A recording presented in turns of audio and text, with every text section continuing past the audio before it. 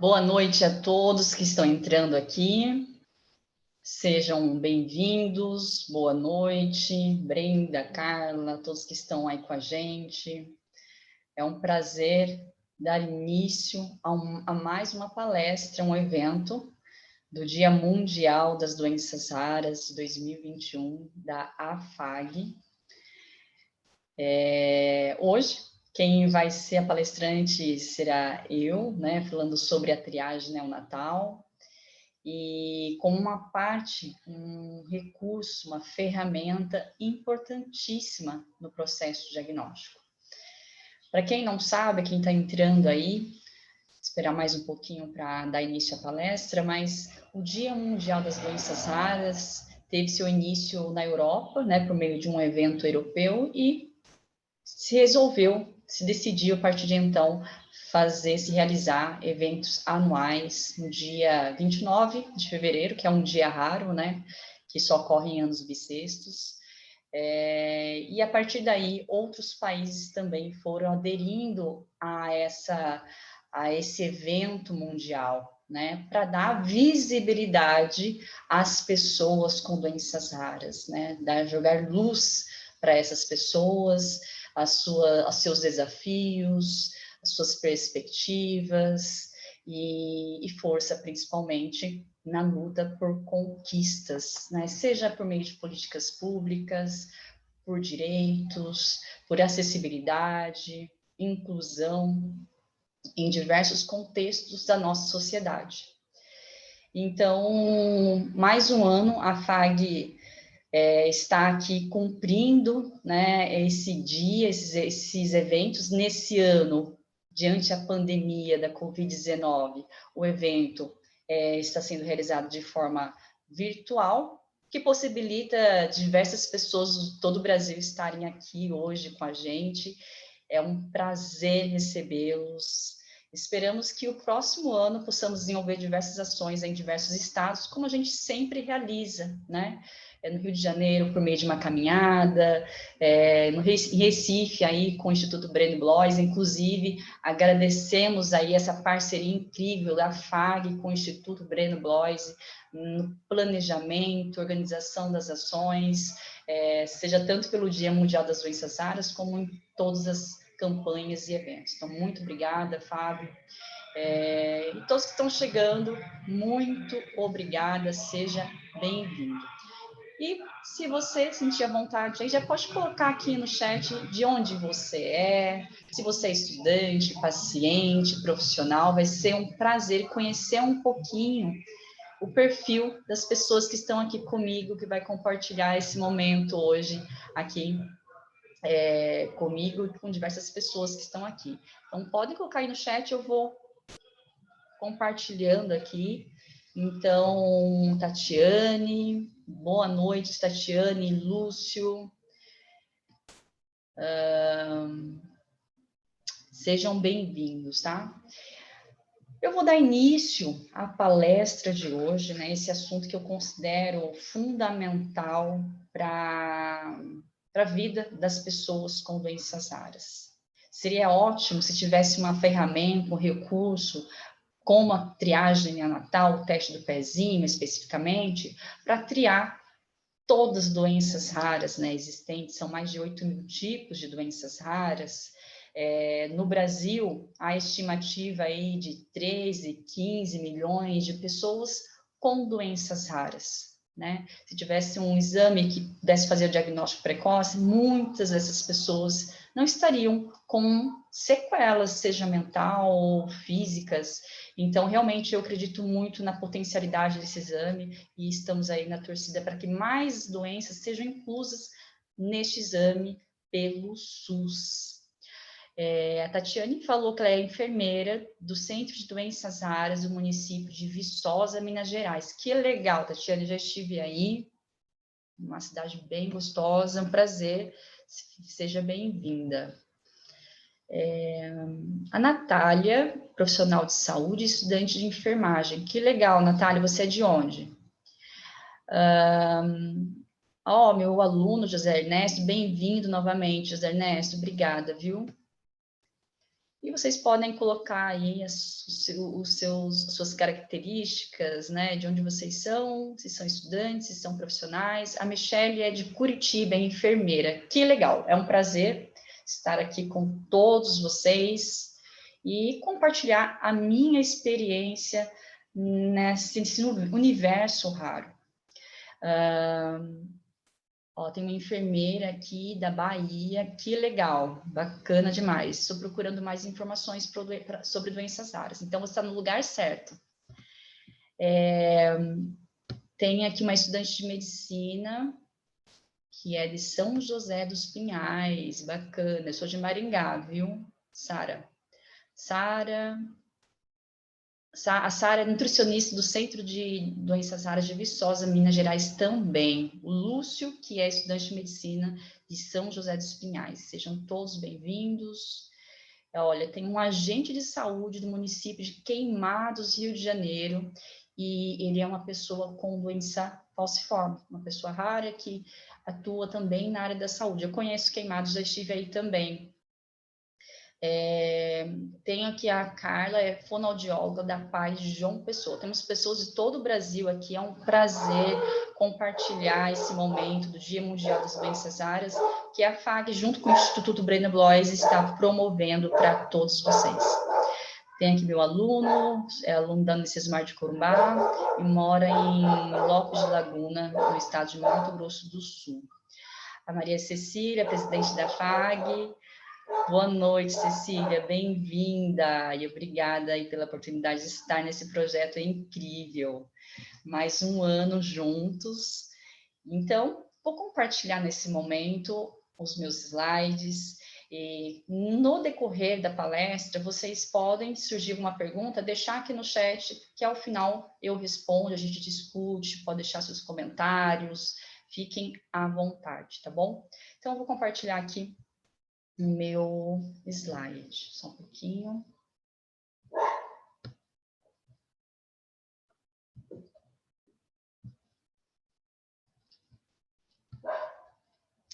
Espero que vocês estejam me ouvindo bem e visualizando aqui meus slides. Então, falar um pouquinho sobre a minha jornada, né? Eu vi que tem vários profissionais da área da saúde, da enfermagem, principalmente. Então, eu sou enfermeira, me formei na UEM, em Maringá, e me tornei professora bem assim, depois de formada mesmo, né? Eu me formei no outro dia, eu fui para Loanda, mais no interior ainda do Paraná, para docência, e por lá também eu já trabalhei na equipe de saúde da família, numa outra cidade bem pequenininha chamada São José do Ivaí. E foi lá que eu aprendi muito também com a saúde comunitária, e a partir daí eu decidi que realmente a saúde pública, a saúde comunitária, era o que realmente eu gostava. Mas antes disso, eu vou contar um pouquinho porque, né, eu decidi trabalhar com doenças raras, com essas pessoas que me ensinam tanto também. Sou palestrante, consultora científica da FAG, já faz 6 anos que nós estamos juntos aí nessa caminhada, lutando e por conquistas, né, direitos pelas pessoas com doenças raras. Então, já falei um pouquinho da minha jornada, mas foi na graduação mesmo, né, se tem estudantes aí, vocês vão se identificar, que eu conheci uma colega e ela teve um bebezinho na época, e o exame do bebê, do Carlinhos, foi um exame alterado para fibrose cística, e repeti o exame e realmente se confirmou o diagnóstico, fibrose cística. E minha amiga ligou desesperada, pedindo ajuda, e eu não sabia o que era fibrose cística. Então, eu comecei a estudar, a entender um pouquinho, e vi que era uma doença grave, e quem era eu, né, como estudante de enfermagem, passar essa informação para ela. Mas eu peguei algumas informações que eu tinha em mãos, né, fiz na época de um recorte, que naquela semana saiu uma reportagem no Jornal de Maringá, foi uma coincidência, assim, eu acredito que nada é por acaso, né? Eu recortei aquela reportagem e levei aquilo na minha mão e fui conversar com ela. O que tinha naquela reportagem? Lá dizia que existia uma associação brasileira de atenção, de assistência à mucoviscidose, que também é chamada fibrose cística, no Paraná, em Curitiba. Então, saiu uma reportagem gigante no jornal, e eu falei, gente, que incrível isso, eu não achei poucas informações na internet, naquela época nem tinha computador, internet eu tinha que ir na faculdade, tinha que agendar horário, eu não achei muitas informações, assim, seguras para passar para ela, né? E aquilo, assim, naquela semana saiu no jornal, eu peguei, recortei, dobrei, fui lá na casa dela explicar para ela um pouco sobre o cenário, né, da situação que ela viveria a partir de então. E ali, naquela reportagem, tinha um telefone da associação. E aí está o papel fundamental de acolhimento, né, das associações nesse momento na vida das famílias com doenças raras. E nós ligamos e foi lá que a associação nos deu todas as orientações, encaminhamento. Então, a partir daí, nós conseguimos. A Osana foi com o Carlinhos para Curitiba, eles foram para o Pequeno Príncipe, e as coisas, a partir daí, foram esclarecendo. Foi difícil como mãe para a Osana? Com certeza, mas tinha um tratamento e ele se trata até hoje, está muito bem. E a partir daí eu comecei a trilhar, né? Falei, bom, se não tem só o Carlinhos que está na situação, deve ter diversos Carlinhos que, mesmo com um teste alterado, diagnóstico em mãos, né, visível, as famílias não sabem para onde seguir, né? Não tem informação segura nos serviços de saúde que atendem essas famílias. Então, eu falei, bom, vou começar a estudar, e a triagem neonatal foi minha primeira área de estudo. Eu comecei a buscar em Maringá, quando já era estudante ainda, a entender sobre triagem neonatal. Né? Então, eu vou estudar um pouquinho antes sobre essa temática, porque o problema deve estar aí no processo da triagem neonatal. E quando eu fui para o hospital que realizava o teste do pezinho, eu comecei no meu estágio de neonatal. Então, quando eu cheguei no primeiro dia, eu já falei para minha professora, eu quero fazer um teste do pezinho. Eu assim, incomodei todo mundo para fazer um teste do pezinho. Porque eu sabia toda a teoria, eu tinha estudado tudo, toda a técnica, todas as normas. Então, assim, eu queria fazer um teste do pezinho. Então, eu cheguei lá e aí eu comecei a observar o seguinte, que todos os exames não fazia a coleta do sangue com o material que vinha da FEP. Todo o material estava lá guardado, muito material, muito material. O que eles estavam fazendo? Eles estavam coletando o sangue de todas as crianças, mesmo as crianças que não nasceram com nenhuma alteração, né? As crianças saudáveis que estavam no berçário, que não estavam na UTI, estavam fazendo punção venosa com um material que é caríssimo, né? Sendo que tinha um material que é muito mais barato para ser coletado sangue no pezinho do bebê, mas fazia o que? Uma punção venosa da criança somente para o teste do pezinho. E a partir daí eu vi que algo ali estava um pouco complicado, né? Então, assim, eu comecei a conversar com as pessoas e até que eu cheguei a descobrir que a enfermeira teve uma experiência muito ruim com a filha dela no momento do teste do pezinho, e ela se traumatizou com o teste do pezinho. Então, ela era uma enfermeira de anos ali naquele hospital, e a partir que ela assumiu a maternidade, ela decidiu, porque ela achava que a coleta de sangue por meio do material que vinha, né, que é uma punção muito simples, né, não é uma punção venosa, é uma punção de calcânio, que não traz trauma nem para a criança, ela achou que traumatizou a criança dela, porque a criança chorou, enfim. Então, um trauma pessoal que veio para a vida profissional e impactou diversas vidas, né. E, então, naquele momento, daqui a pouco eu vou mostrar um estudo aqui que nós levantamos alguns dados, nós nem publicamos, porque nós tentamos resolver ali mesmo. Eu tinha contato da enfermeira da FEP em Curitiba, e ela veio e fez um treinamento com toda a equipe, e as coisas começaram a funcionar diferente, e hoje é feita a coleta por meio da punção no calcânio, né, que é o local adequado para se fazer o teste do pezinho. E aí, gente, aí tem muita história, né? Aí depois eu fui estudando doenças raras no mestrado, no doutorado, e foi voltando do Canadá que eu decidi me aproximar das entidades do Brasil para ajudar diretamente as famílias, né? Eu queria sair desse universo tão de reflexão que é a academia, muitas vezes, e ir para a prática, né? E aprender também. E foi nesse momento que eu conheci a FAG, conheci o Fábio, conheci diversas associações também que fazem o seu trabalho e aprendo hoje ainda, até hoje, muito com as associações de pacientes, né? Fiz o pós-doutorado depois, trabalhei com anomalias congênitas e retornei para a docência. Esse foi o primeiro bebezinho que eu falei para vocês que eu conheci, o Carlinhos, então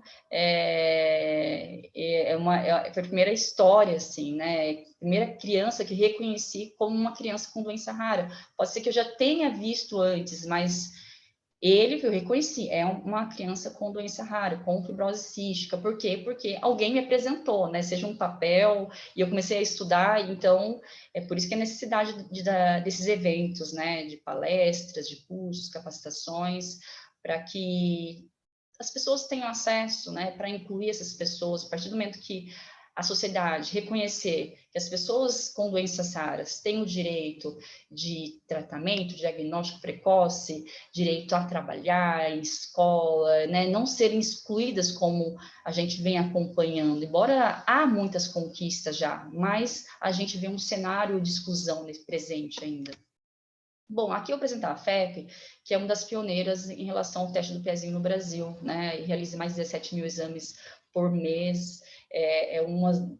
No estado do Paraná, existe a prioridade de realizar o teste do pezinho na maternidade, do 3º ao 5º dia, né? Importante esse período, e, aliás, extremamente importante, porque é nesse período que os estudos foram realizados, né? Por isso que existe a ciência. Tudo tem um porquê, né? Se é do 3º ao 5º, que é o período ideal, a equipe de enfermagem, eu vou falar bastante da enfermagem, porque eu acho que tem um papel fundamental no processo de orientação, de coleta desse exame. O médico também ele tem a parte também na orientação, desde o pré-natal, né, dos grupos com as mães, juntamente com a enfermagem, outras pessoas que fazem parte da equipe, mas é nesse momento que se a enfermagem, né, a enfermagem é responsável pela coleta, tá? Não que outro profissional não possa fazer, mas é o profissional mais habilitado para se fazer um teste do pezinho. Faz parte da nossa grade curricular. Então, nesse momento, o 3º ao 5º dia, que é possível detectar hoje, né? São maioria 6 doenças, mas já foi inclusa agora também mais uma doença, que é toxoplasmose congênita, que está sendo implantado ainda em diversos estados, mas, em geral, deveria ter aí 6 doenças sendo triadas. É muito pouco, né? Mas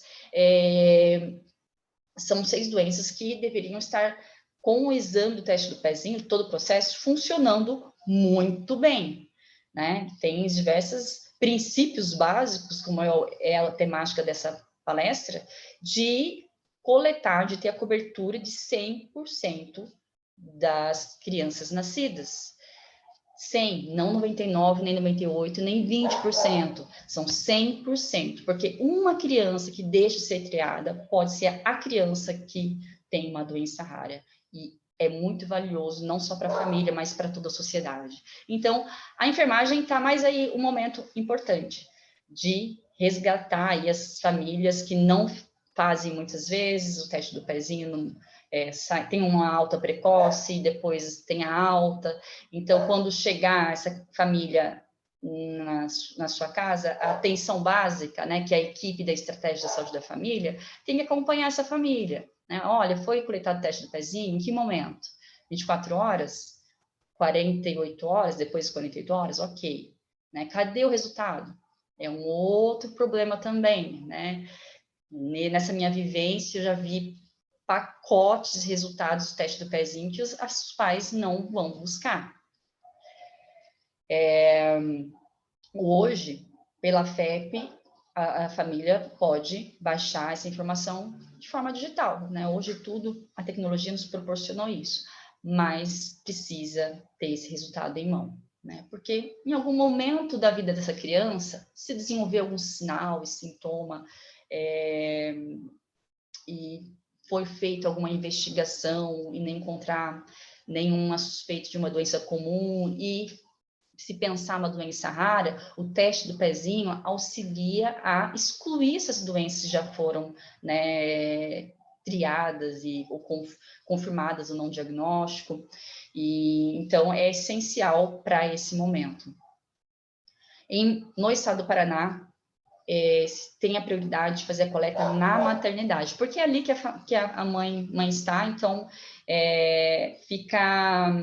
se consegue uma cobertura maior se fizer a coleta ali já na maternidade do que liberar essa família e depois elas não vão na Secretaria de Saúde fazer a coleta por não ter recebido a informação necessária da importância desse exame, né, da sensibilização da família, da sociedade sobre o teste do pezinho. Então, no Paraná, cada estado tem aí o seu processo, mas no Paraná se faz o exame na maternidade. Pelo menos o primeiro teste, né?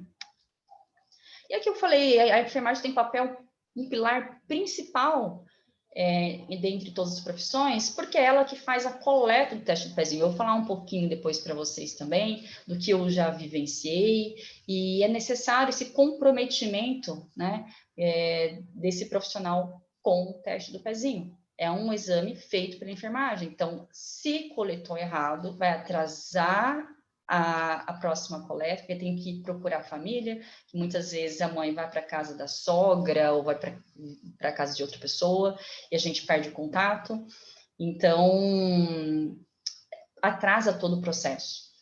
Então, a coleta de forma correta é o nosso papel, desse cuidado humano, do relacionamento que deve ser construída na fase, né, no momento do pré-natal, quando tem os grupos das mães, né, na atenção básica, nós fazemos diversos grupos com mães, com hipertensos, com fumantes, e tem o grupo da gestante, né? É nesse momento que a enfermagem, o médico, a nutricionista, todos os profissionais que estão ali, de reforçar, olha, na hora da alta hospitalar, não esqueça do teste do pezinho, é um direito da criança, né? Não, na verdade, quem tem que solicitar, olha, cadê o teste do pezinho do meu bebê? É a família, por ser um direito dela no Estatuto da Criança e do Adolescente.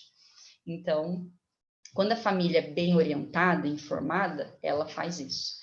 E nós temos esse dever de orientá-la sobre o que é disponível pelo SUS e hoje sabemos também que tem o exame do teste do pezinho ampliado que tria outras doenças também, né? Então, na hora da coleta, o enfermeiro que foi coletar pode falar também, olha, tem outros exames pelo serviço privado que tria mais doenças genéticas e raras, né? O pediatra também, hoje a gente está observando isso, que ele está esclarecendo mais sobre essa informação, porque a família tem o direito de oferecer o melhor para o seu bebê.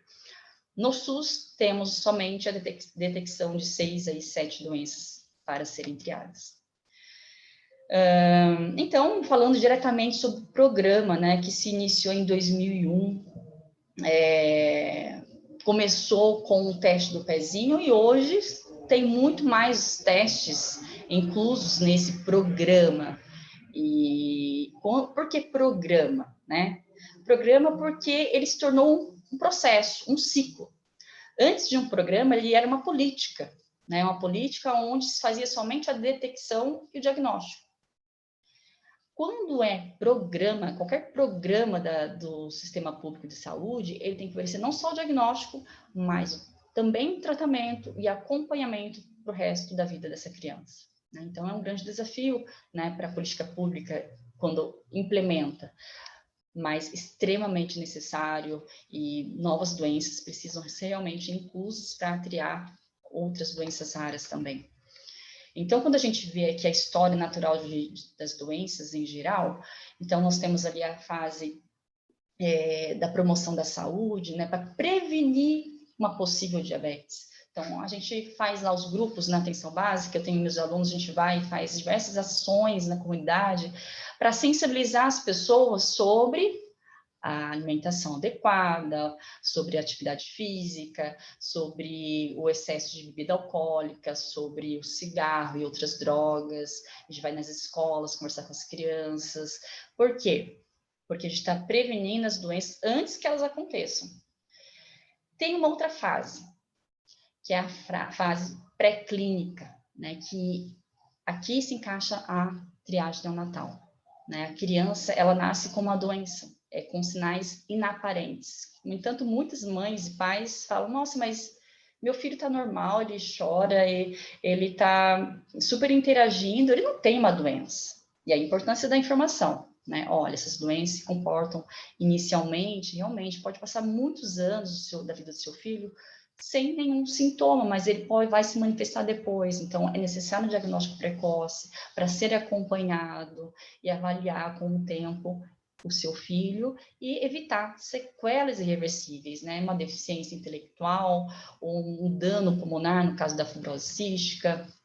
Então, nesse momento aqui, se faz a necessidade do teste do pezinho, diagnóstico pré-clínico, né? Diagnóstico precoce. Depois tem a prevenção terciária, que é a reabilitação das pessoas que tiveram AVC, então se faz a reabilitação para melhorar aí as sequelas, né, dessas pessoas. Mas assim, vamos focar aqui. A prevenção secundária, né, em relação ao teste do pezinho, ou triagem neonatal, que é um programa de diagnóstico precoce, que identifica antes dos sintomas, né, as características desse exame é um exame, mas ele não faz diagnóstico, ele tria, né, ele rastreia numa população, ali de população dos bebês que nascem, uma parcela que tem a possibilidade de ter a doença, né, essas doenças que eu já vou mencionar para vocês. Então, deve ter a sensibilidade de identificar todos os positivos e a especificidade de excluir os negativos. Depois que fez isso, deu alterado, né, o primeiro exame, aí você faz mais um exame para fazer mais esse teste aqui da sensibilidade e especificidade. E muitos deles aqui dão um negativo, tá? Essa é bem a realidade. A gente já fez eu fiz uma análise em Maringá dos exames e realmente o primeiro momento dos exames alterados, ele tem uma alta sensibilidade.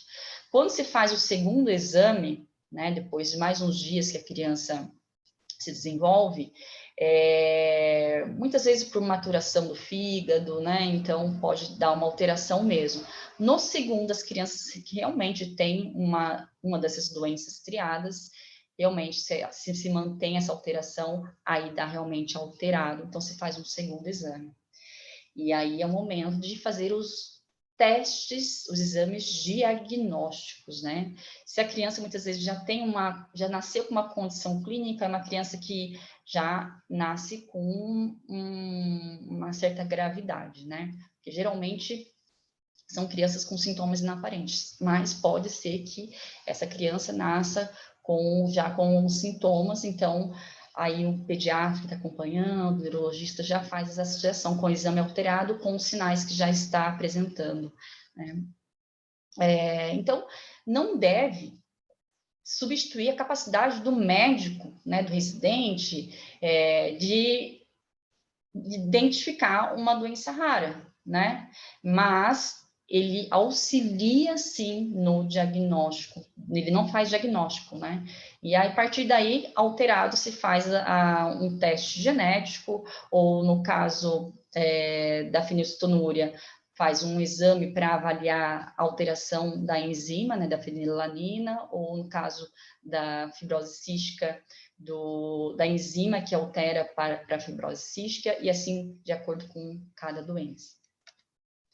Então, a boa anamnese, exame físico, são os melhores métodos diagnósticos, né? Quando eu falo para meus alunos, treine o seu ouvido, né? Ausculta 1, 10, 100 vezes, porque uma pessoa não é igual à outra, mas tem similaridades. Quanto mais você treinar, você vai ver o que é normal, o que é alterado. Então, é essencial. Triagem neonatal vem do termo francês triagem, né, que significa seleção. separação, ele rastreia, né, de um grupo de pessoas, de um grupo de bebês, rastreia ali os possíveis pacientes, né, possíveis pessoas, bebês que podem ter uma doença rara. Aqui estão as 6 doenças, e agora inclusa a toxoplasmose também, não implantada em todos os estados, mas está aí em fase de implantação. Bom, esse é um serviço de referência de triagem neonatal. Quais são as características dele? O ideal, né? O ideal é que tenha em todos os estados um serviço de referência em triagem neonatal, que é o que existe. Alguns estados, como São Paulo, por exemplo, tem um serviço a mais. Em Ribeirão Preto, por exemplo, um serviço de referência em triagem neonatal. É possível isso, mas em geral, em todos os estados, tem um serviço de referência de triagem neonatal, onde, que fica geralmente na capital, recebe as coletas em papel filtro, né, do sangue coletado em papel filtro, onde passa por todo o processo ali de análise, né, pelos biomédicos, todos os profissionais envolvidos. Então, um laboratório especializado, e ali tem todo o sistema de registro de informações, e um atendimento multidisciplinar. E muitas vezes é nesse serviço que faz o exame para confirmar o diagnóstico. Aqui no Brasil, esses são os dados que eu consegui mais atualizados, mas assim, a gente percebe que existe uma, assim, em geral no Brasil, tá? Não está tendo uma 100%, né, da cobertura do teste do pezinho. Chegamos aqui em 2017 com 85%. Isso se deve a quê? Muitas vezes a população ribeirinha, né, a diversas situações, a divisa com outros países, muitas vezes as crianças da Venezuela, Bolívia, Paraguai, nascem no Brasil e depois voltam para os seus países. Aí dá uma queda aqui na nossa cobertura, né? Então, assim, pode ser que seja mais, pode ser que seja menos, tudo depende dessas modificações da população do nosso país e dos países vizinhos e da nossa própria população, que muitas vezes mora em pequenos centros, longe de um serviço de referência de triagem neonatal, e aí não se faz, né, partos que são realizados por parteiras, e muitas vezes até demora para fazer lá ir no cartório para registrar essa criança. Então, muitas são bebês que não são registrados e, enfim, se perde, né? Mas o ideal é que se atinja aí 100%. Coleta adequada, e sim, eu bato nessa tecla, coleta tem que ser adequada. A equipe, a pessoa, não sei, coloca 2 pessoas em cada turno para fazer uma coleta adequada, porque estamos falando de vidas. Um preenchimento, estou falando de preenchimento mal feito, vai atrasar o diagnóstico. Preenchimento, a entrevista, a forma como conversa, atrasa todo o processo diagnóstico. E quem vai pagar por isso? Essa família, esse bebê que vai ter uma sequela e é irreversível, né? Mesmo com tratamento depois, dificilmente consegue aí recuperar. Então, é muito sério, é muito grave, né? Quando nós falamos em técnica, em relacionamento, em conversa, tem que ser profissionais extremamente qualificados para esse procedimento, né?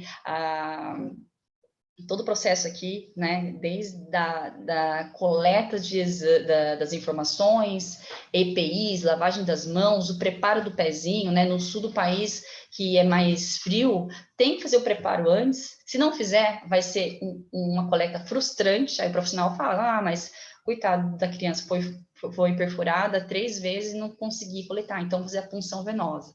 Realmente, né, se não faz o preparo, tem que fazer a punção venosa mesmo. Mas tem técnicas, né? Então a gente tem que preparar essas pessoas que estão aí fazendo a coleta, armazenamento, tem que ser um local adequado, porque se envelhece também o exame dá alterado, e se armazena um local perto da geladeira, por exemplo, já dá alterado. São pequenas coisas que esse exame é extremamente sensível, né? Embora ele seja muito simples de fazer, barato, mas tem pequenos detalhes, se o profissional não tomar alguns cuidados, se perde a qualidade desse exame e vai dar alterado depois, ou vem inconclusivo, aí tem que coletar de novo, a família vem, aí já se passou 15 dias para fazer a primeira coleta. Aí, se é um exame, né, se é uma criança com doença rara, você faz diagnóstico lá muito mais adiante do que deveria, né, por todo o processo que existe depois. Bom, esse estudo que nós realizamos em Maringá, então nós observamos, tinha ali maioria das coletas realizadas por lanceta, mas como foi para vocês, já foi modificada essa realidade, ainda bem, hoje é realizada por meio da lanceta mesmo, que vem no material. Então, alguns erros de coleta que acontecem geralmente, tá? Eu vou falar aqui de coleta e precaução também, nós observamos que a lavagem das mãos e calçar luvas. Estou falando do básico. Né? A gente está agora na Covid-19 e falamos tanto da lavagem das mãos, e esse é um problema dentro do serviço de saúde, dos próprios profissionais. Então, a gente tem que falar, reforçar, né? O líder dessa equipe tem que reforçar. São coisas simples, mas que a equipe vai deixando, não vai dar nada, e é seríssimo, pode contaminar essa amostra de sangue e perde um exame tão importante. Então, outros locais de punção, como já falei, existem algumas técnicas também, tem que desprezar a primeira porção de sangue, né, porque a gente considera que ela está contaminada e coleta as demais, precisa movimentar o filtro para que se espalhe, se não fica concentrado e dá alterado também, pingar a gota, né, muitas vezes o profissional, porque o sangue, né, para quem não é da área da saúde e está por aqui, tem que pingar no papel filtro na proporção que ele se espalhe ali no papel e do outro lado ele apareça, o sangue vivo, né, vermelho que a gente fala. Se está só na frente, atrás está branco, aí o profissional faz o quê? Vira o papel e coleta do outro lado. Aí dá alterado também, dá o acúmulo de sangue, não é o correto. Então, são diversas dicas, diversas regras e normas que devem ser respeitadas, né? Esses são os erros mais comuns, tá? Em todo o Brasil, em relação à hemólise, né? Eu não sei qual a incidência, mas segundo eu, na época, né, que eu estava mais ligada à FEP, são erros frequentes, né? Muitos mais, são frequentes. Hemólise, né, por contaminação de água ou álcool no papel filtro, insuficiência de sangue, como eu falei, então, não preparou o pezinho, aí sai aquele pouquinho de sangue e não consegue tirar uma amostra suficiente adequada. Então, esse exame vai voltar. E atrás dele ele fica assim, todo, né, inadequado. O importante é que seja totalmente completo aí pelas gotas de sangue. O ideal mesmo é que uma gota preencha todo o círculo, né, na frente e atrás. Uma boa coleta é assim que acontece, ou no máximo 2 também pode acontecer. Um sangue envelhecido, né, a enfermagem coletou, deixou lá no suporte, esqueceu porque foi corrido aquele dia e passou lá uma semana, esqueceu. Mas isso é sério, esqueceu, mas a criança tinha uma doença rara, nós perdemos de um diagnóstico precoce, a criança já está com sequelas. Quem vai ser responsável? Super saturadas, né? Então, aqui embaixo está muito sangue, né? Também, né? Quando se faz uma coleta, principalmente quando se faz a venosa, né? Na hora de colocar no papel filtro, ali se não tiver ali a forma correta de administrar no papel filtro, aí esbanja demais sangue também, enfim, aí fica bem complicado. E pode causar alteração também pelo excesso de sangue no mesmo local. Bom, vocês me falam um horário aí e, Bianca, você me fala aí, tá bom? Tem algumas etapas de triagem natal, desde a orientação, como eu falei, da busca ativa, porque aí se na hora do levantamento de dados a enfermagem colocou-lhes as informações necessárias, pergunta, você vai ficar, onde você vai ficar nos próximos 15 dias? Deixa o telefone aqui, porque se der alterado, é mais fácil de achar essa família. Se não achar essa família, o que se faz? Liga para a polícia, liga para a estratégia de saúde da família, o conselho tutelar, né? A FEP faz esse trabalho. Então, assim, a chance de não achar essa família é praticamente, assim, difícil, né? É difícil a gente não encontrar essa família a FEP, aliás, estou falando da FEP porque é a minha experiência que eu tive mais próxima, eu estive lá, praticamente fiz um estágio lá na FEP, é praticamente nula, né? A não ser que a família foi para outro país, aí não... Mas mesmo assim, hoje, com o WhatsApp, a gente encontra, avisa, ó, refaz o exame aí, porque deu alterado, né? Orienta. Depois há exames confirmatórios, aí vai para o tratamento, aí sempre avaliando esse processo aqui para que não haja, né, não tenham erros. E a educação dos profissionais e a comunidade constante, né? Porque os profissionais mudam muito de serviço, então aquela pessoa super habilitada para fazer um teste do pezinho, já não está mais lá porque ela foi para outro emprego, então essa alta rotatividade de profissionais também, e a sociedade, né, de ser orientada, de entender quando se fala em teste do pezinho, para que não seja algo assim de outro mundo, é um exame simples que deve ser feito, não é o carimbo do pezinho da criança lá na declaração, né, de nascimento, que vai lá o carimbo do pezinho, não é, porque muitas famílias, pais e mães, acham que aquilo é o teste do pezinho, não é. Então, explicar o que é esse teste, né? Umas gotinhas de sangue que vai no papel filtro, lá quando você vai fazer alta hospitalar. Então, fiquem atentos. O diagnóstico precoce, né? Que o ideal é que seja até um mês de vida, 28 dias. E hoje temos diversos testes em curso no programa de triagem neonatal. Vou falar hoje sobre o teste do pezinho, que já é bastante coisa. E o teste do pezinho começou desde 1976 no Brasil, 1963 no mundo, né? E no Brasil começou na PAI, depois como lei estadual somente em São Paulo, depois se ampliou por meio de uma portaria, e hoje nós temos esse programa incrível nacional de triagem neonatal.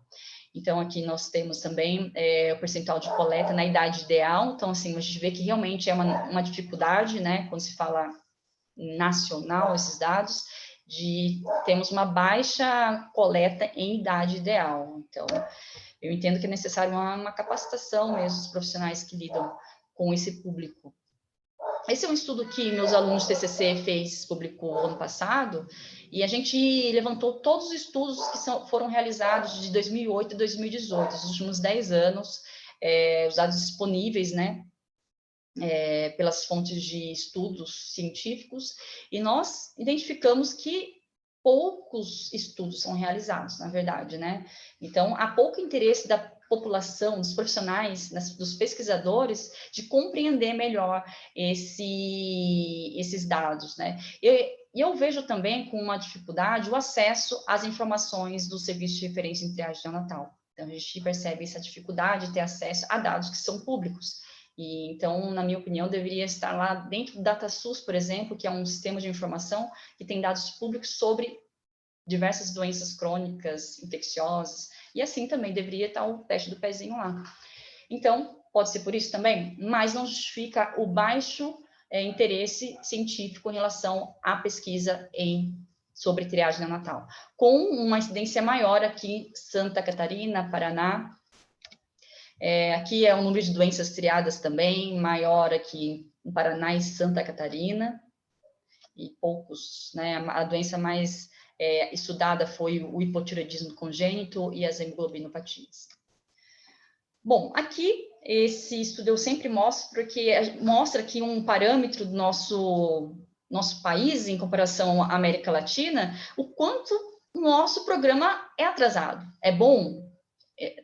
Já está ótimo que caminhou, mas quando a gente compara aqui com países vizinhos, Uruguai, Argentina, observa-se aqui somente em 2001, talvez esteja ruim para vocês verem, mas em 2001 que foi implantado o Programa Nacional de Triagem Neonatal. No Uruguai foi implantado em 93, na Argentina, aqui, em 95. Então, a gente está muito atrasado. Né? Realmente precisa ser feito algo urgente para acelerar a avaliação da qualidade do teste do pezinho no Brasil, a inclusão de novas doenças. Isso é sério e realmente é um problema que nós enfrentamos. Na América Latina, se tria mais, né, em todos os países aqui da América Latina, a grande parte se tria Aqui na Bolívia, na Bolívia é o único país que se tria apenas hipotireoidismo. No Japão é um dos países exemplares onde tem 100% de cobertura, né? Então pode ser o processo de coleta de dados também que seja mais evoluído, ou se realmente existe essa 100% de cobertura. Esses são os dados que foram publicados nos últimos estudos, né? Esse aqui é de 2015. Tentei pegar os dados mais atuais. Hipotireoidismo é a doença mais triada no mundo. E fica aí o desafio, principalmente para a enfermagem, porque é o profissional que está mais ligado, mas também para todos nós que trabalhamos em equipe multiprofissional, né? O médico, é o estudante que também está ali em contato com o público das famílias, da gestante, e nós precisamos entender que o tempo é vida. Então, a orientação é importante porque a família fica orientada. E a enfermagem precisa coletar um bom exame de teste do pezinho, a medicina para fazer um diagnóstico em tempo hábil, né, amparados aí no teste do pezinho e outros exames confirmatórios. Essas coletas têm que ser coletadas no tempo ideal. Então, fica aqui 3 princípios básicos para vocês não esquecerem dessa aula de hoje. Primeiro, a orientação aos pais. Eu falo muito mais que isso, da sociedade, sobre esse exame. Segundo, respeitar as normas e regras em todo o processo, né, de todos os profissionais. Estou falando da enfermagem porque eu vejo o profissional de enfermagem que pode fazer muito mais por esse exame. O 3, ofereça apoio e suporte, né, quando esse exame for alterado, de orientar a família, de vir e fazer esse exame confirmatório, a importância do diagnóstico precoce e recuperar essa criança caso ela seja um caso de doença rara, para que ela não tenha uma sequela irreversível. Vou falar aqui da sociedade rapidinho, é a nossa Sociedade Brasileira de Enfermagem Genética e Genômica, que foi implantada há pouco tempo. Nós somos poucos enfermeiros que falamos sobre genética no Brasil, mas estamos crescendo aos poucos, e a genética médica brasileira nos ajudou muito nesse processo. Então, foi importantíssima essa união aí de apoio da Sociedade Brasileira de Genética Médica para o nosso crescimento. Então, uma atitude de você, profissional, da família, de todos nós, sociedade, quando nós conhecemos, identificamos, né, seja o teste do pezinho, seja uma doença rara, essa atitude de reconhecer, né, de buscar ajuda, pode mudar a história de todos nós, como profissionais, para se tornar um profissional de sucesso, para se tornar, trazer sucesso na vida dessas famílias, para viver com melhor qualidade de vida, para todos que vivemos em sociedade. Não é um problema deles por ser raro, mas quando a gente fala em 13 milhões, é um problema nosso. Se fosse era um problema nosso. A equipe aqui, a Liga Genética Médica de Maringá, que faz um trabalho incrível junto com a FAG, né? O Arthur, que passou na residência médica, a gente estava super orgulhoso dele.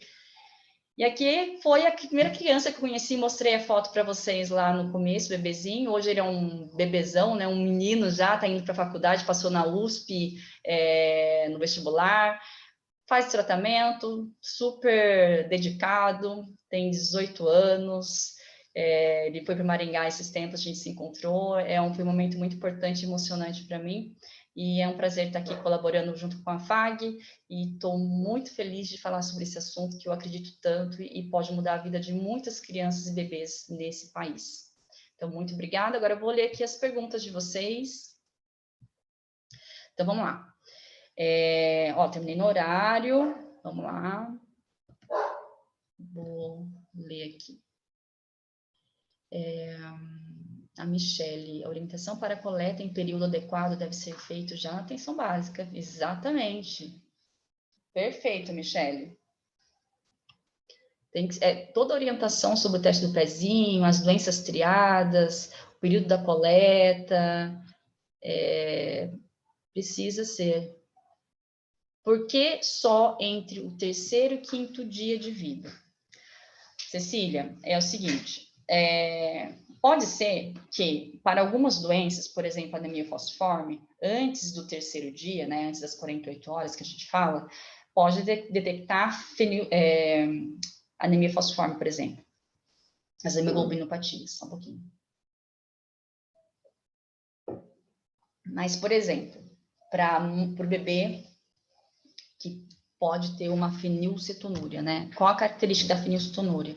Ela precisa ser amamentada por 48 horas para observar que a criança não tem a enzima fenilalanina hidroxilase, né?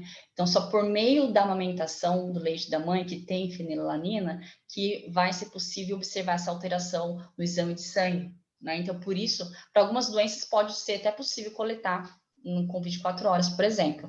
Então, qual a orientação nesse caso? Porque muitos hospitais particulares fazem isso, faz a coleta com 24 horas, mas tem que orientar a família. Olha, a gente fez a coleta com 24 horas, mas não se esqueça que com 48 horas é necessário fazer novamente a coleta, porque uma das doenças é necessário fazer a digestão, né, o consumo do leite materno para conseguir detectar a alteração de uma das enzimas para a fenilcetonúria, por exemplo, que causa deficiência intelectual, né?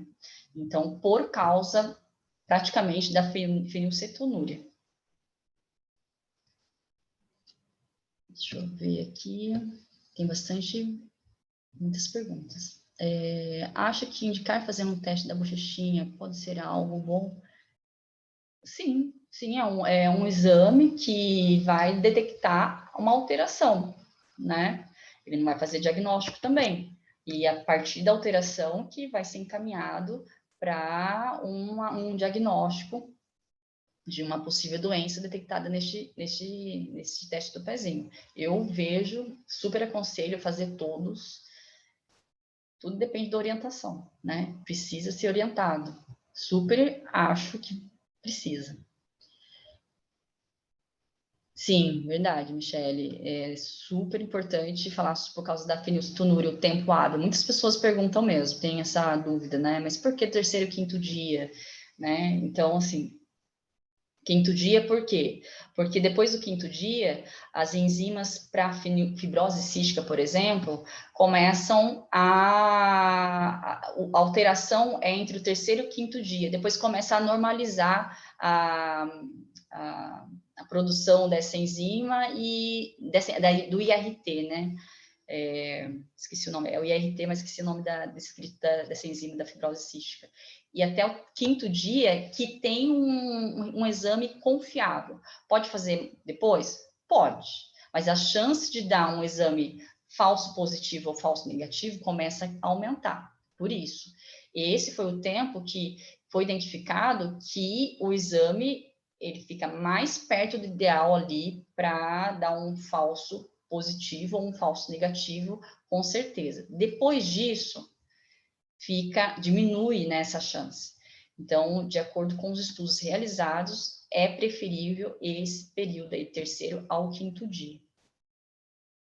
Tem validade sim, Cecília. É isso que eu falei agora. Pode ser que depois dê um falso negativo ou positivo, se refaz o exame, e aí se demora muito, já faz o exame confirmatório, porque muitas vezes essa criança já está com sintomas, né? Aí depende do médico também fazer um exame clínico bem feito, para já nem ir para o teste do pezinho, já faz o exame confirmatório, dependendo da doença, né, que é suspeita. Tem validade, mas como eu falei, diminui a chance de estar mais próximo do resultado fiel ao teste do exame, no caso. Só um minuto. A orientação para a coleta em período ideal deve ser... Tá. A enfermagem, estamos mais tempo mais presente, papel importantíssimo da orientação. O enfermeiro é o educador, essencial, assim, para essa ponte entre a equipe, o médico, enfim, eu vejo a enfermagem pode identificar monitorar os sintomas das pessoas com doenças raras, identificar alterações mais cedo, né? Bom, a Michele falou que as mães que não amamentam, fórmula mostra alterado. Sim, a fórmula também, geralmente tem fenilalanina. Já deveria, né? O que acontece? Quando essa criança fica na UTI, por exemplo, não amamenta, né? De alguma forma, ela recebe nutrição, né? Geralmente, essa nutrição vai depender da equipe médica, de verificar se tem a fenilalanina ou não, né, para fazer o teste do pezinho. Senão, vai monitorando essa criança, se faz o teste do pezinho mesmo assim, para essa doença, e depois faz o teste do pezinho depois que ela ingeriu, né, algum alimento com fenilalanina, né, e vai acompanhando. Não estou conseguindo visualizar as mensagens pelo chat. Foi enviado algum formulário de presença? Brenda, quando você fez a conexão aqui, a sua presença já foi registrada, tá bom? Olá, isso. Se alguém tiver mais alguma dúvida, agradeço a todos que estão aqui presentes. A Raniel levantou a mão aqui, quer falar alguma coisa. Raniel, pode escrever aqui no chat.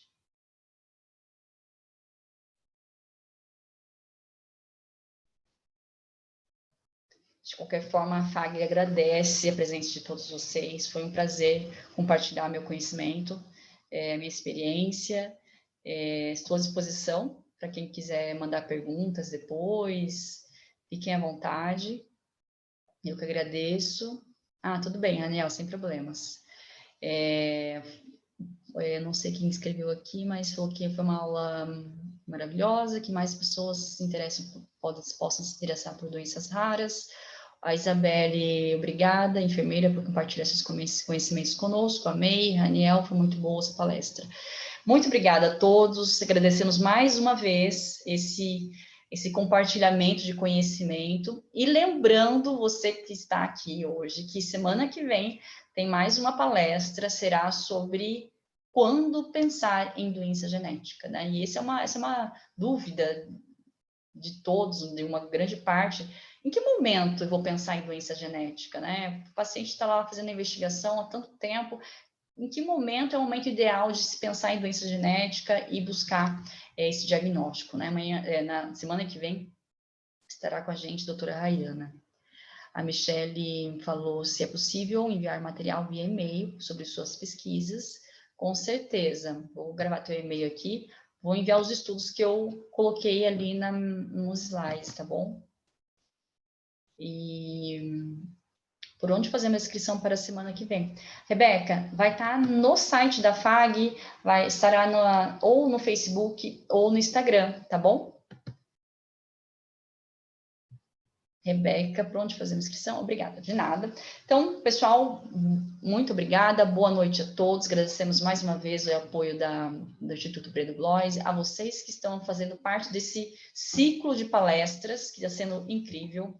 Agradeço a FAG por estar aqui mais um ano, compartilhando esse momento importantíssimo, nesse momento que estamos vivendo, assim, da Covid-19, né? Esses eventos, por isso, estão sendo remotos. Mas vamos continuar aí com mais 2 finais de semana com outros palestrantes, com conhecimento para ser compartilhado. Então, muito obrigada, boa noite a todos, até semana que vem e até breve. Então, não esqueça de fazer a inscrição lá do próximo evento. Um abraço a todos e até mais. A Michelle colocou aqui, semana que vem estarei novamente. Por favor, mande o link do Insta e do Face. Pode ser no e-mail da professora. Eu envio para vocês, Michelle, mas você pode seguir lá no Instagram, @afagbrasil. Tanto no Facebook como no Instagram. Até 18 de fevereiro com a aula, quando pensar em doenças genéticas. Tá ok? Legal. Então, boa noite a todos, bom descanso, então, até semana que vem. Um abraço.